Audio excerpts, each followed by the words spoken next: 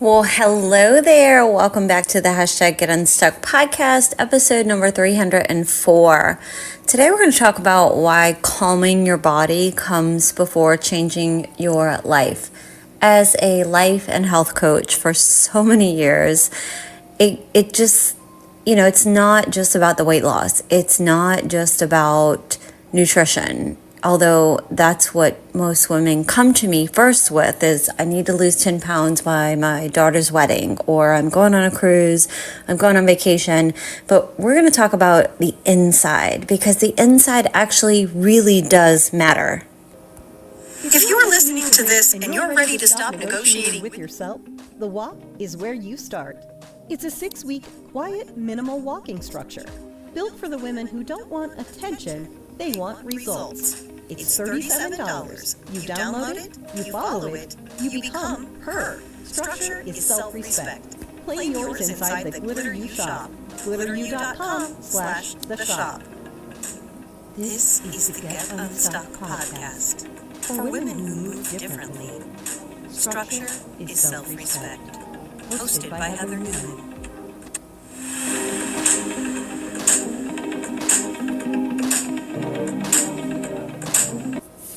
Okay, so if you are like me in this season of life and you love the idea of calmness, or you love the results after you might like yoga, maybe a yoga class or a meditation, however you define that, or even prayer. But most of us don't actually want to slow down long enough to actually do it. And that's not really a discipline problem. It's about a stressed body problem. If your nervous system is already overloaded, stillness can feel really unsafe. And a lot of people cannot sit still with their thoughts for that long. So today we're going to talk about my calming works and why real change has to start on the inside of the body, not just in the mind. I work with women who are very smart, mostly professionals. If they're not a professional outside of the home, they're definitely like the manager, CEO of the house and the kids. They are capable, they are self-aware, and some of them feel really stuck. They've read books, they know the tools, they understand the concepts, but their body is running the show. And if your body is stressed, your brain, your gut, your emotions, all of it are operating from a survival mode, not through clarity, not through calmness, not through peace. And it's before the goals, it's before the habits, it's before, I'm doing air quotes here, doing better. We have to actually calm our central nervous system. And we sometimes avoid this because we don't want to slow down. We want to slow down, but we don't know how to slow down. We tell ourselves that I just can't, I can't stop. So why do we avoid slowing down? Here's the part that no one really talks about. When you've been in stress mode for a long time, slowing down doesn't feel relaxing. It actually feels uncomfortable. Stillness brings up sensations. Things get a little bit louder. Emotions start to surface. And if you haven't done the work on managing those emotions or putting them in certain buckets, instead of feeling calm, you don't want to face that, or you don't understand what's actually coming up. So instead of staying still and being calm, you stay busy, you stay productive, you stay completely distracted, on the go, got to fill up the calendar, no white space. Not because we're lazy, but because movement feels safer than actually pressing pause.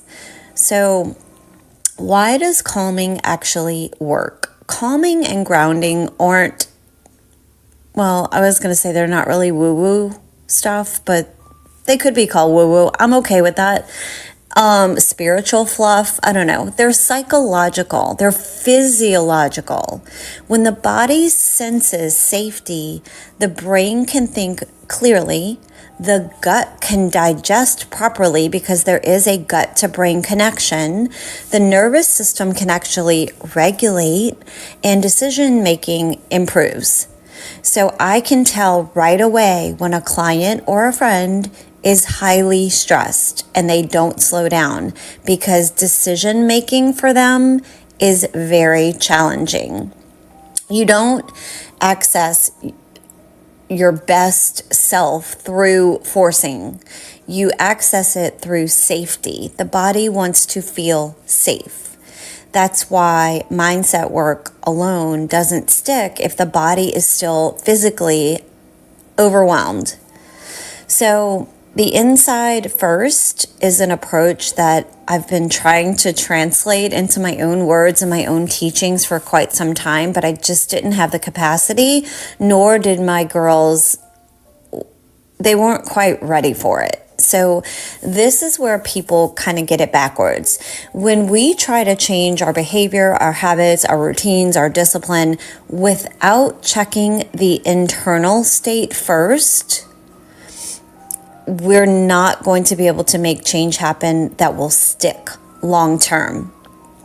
But if your brain is overstimulated, your body is tense, your gut is tight, and your breath is shallow, you're asking a stressed system to create calm results. That's probably you. That's probably what I did for a long time. And it doesn't work that way. We have to start on the inside. And I'm not just meaning nutrition, what you feed your body. We know that's important already. We all know this. But I want to introduce to you something that's very special. I've tried to launch this probably 5 times now and couldn't figure out what container to put it in. And I got a download, I got a message from God, whatever you want to call it. And this is exactly why I created the vibe inside of Tone. It's not as a meditation that you have to be good at. It's not something that's super long or complicated, but it's a way to settle the nervous system, to ground back into the body, to clear the mental noise, to steady your anxiety. Hello, I am high anxiety, and this is part of my routine that has helped so much. It'll help you return after stress or emotion. These are the same tools. There are the same tools that I teach somewhere else, but these are the same tools that I've used with life coaching clients since 2018. They're simple because they need to work in real life, right? So I got to keep them easy to follow, easy to do.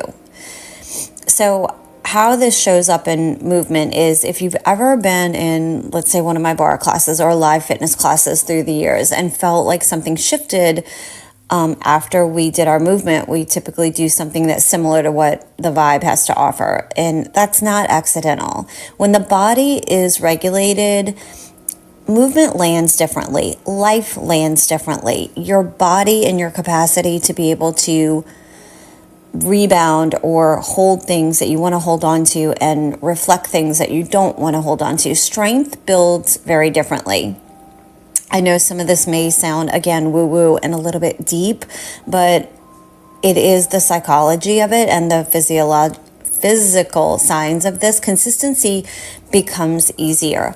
Calm isn't passive. It's something that you learn to control. We can control our thoughts. We can control our emotions.